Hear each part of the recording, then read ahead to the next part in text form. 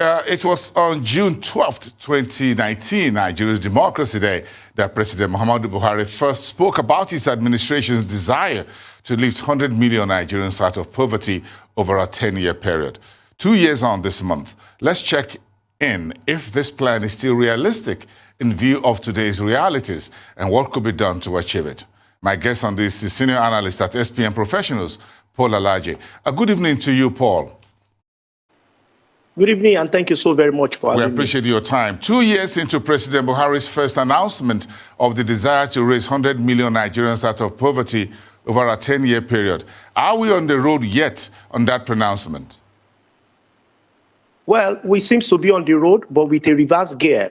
According to World Bank, we added 5 more million people into poverty line, partially because of policy and more importantly because of COVID. And when you look at the first quarter of this year, with GDP growth rate in Q1 growing by, I think, 40 basis points at 0.51%, compare that with average population growth rate, then you know that we are still very far behind in terms of achieving the goals of Mr. President. So clearly, I don't think that we are anywhere near lifting 100 million people using today's figures out of poverty. If there is anything, I would say we are still doing relatively what the UNDP reported, about 89 million Nigeria living under multidimensional poverty. So are we lifting people out of poverty? Government has intention, but policies, strategy seems to be in opposite direction.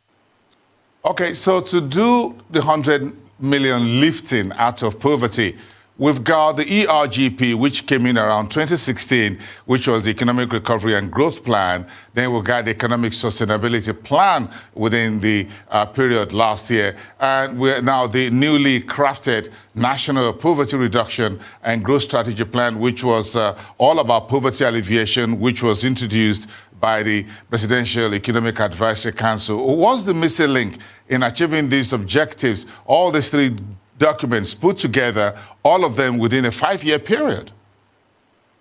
Okay, so what we've been doing as a country are called quick fixes in economics. Quick fixes don't take people out of poverty. It only sustains them around poverty corridor. So we don't really have we don't really have robust policy that can lift hundreds of millions of people out of poverty. What we see is, for instance, let's look at 5,000 naira, one of the programs government is running. When you use today's exchange rate at 410 naira and you divide it by only 30 days, what you see is that government is giving approximately 56 cents to lift people out of poverty. Meanwhile, the UNDP and World Bank particularly had supported $1.90 per day. So the question is, are we lifting people out of poverty? Are we sustaining people out of poverty? Countries like China and India have adopted some of the feeding bottle, hand-to-mouth strategy that we are adopting, particularly for the poor. The truth is, government have concerns about the poor, but the strategy government is adopting to save the poor is perhaps keeping them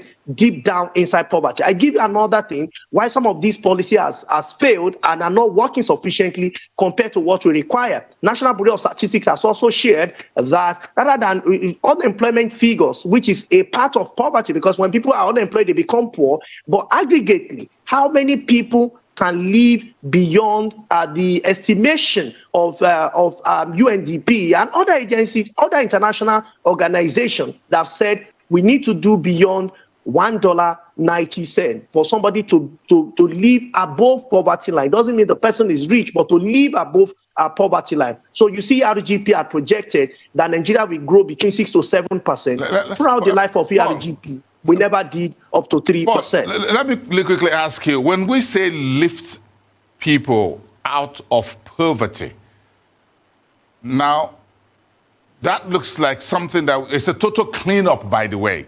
It's not poverty alleviation to me. What does it really mean to you when you say you lift millions of people out of poverty? Okay, so what it means to lift people out of poverty, I give you an example, and I can give hundreds of examples from Indonesia to what India is doing before COVID and what China did even before, during, and after COVID. What China has done is to create environment, policy environment. And the first thing that will happen before you take any government serious, past, present, or future, is there will be that environment for this policy to be implemented. I remember that I spoke with you in 2019 when President made this promise, and I said, I will believe if power become constant on the 13th of June 2019. But as I speak, we have not done up to 40,000 megawatts, which is the baseline requirement for Nigeria. We are doing approximately 10% of that, and that becomes the benchmark for government performance in terms of economic achievement. So when we say we are lifting people out of poverty, we are saying we have empowered, created environment for private sector. In China, 200 million people, approximately Nigerian population, were lifted out of poverty in just 2 decades. The documents are there, research work, empirical research, all manner of documents are there to see what China did. First of all, our people must be engaged. I give you an instance of agriculture, which was the point I wanted to mention. Government have done so much in agriculture. Agriculture connotes about approximately 20% of the GDP, but the revenue it generates and had in terms of aggregate revenue than 2%. So how would you say you are lifting people out of poverty and and we are not linking? Now, the most important thing is the leakages, linking the farm, even if you want to stay with agriculture, to the marketplace, and security. Paul, what we'll do is to listen to Mr. President again on June the 29th, which is just about 3 weeks from now, what he has to say on the update of lifting 100 million people out of poverty. Paul Alaji, senior economist at SPM Professionals, thank you so much, and see you next time.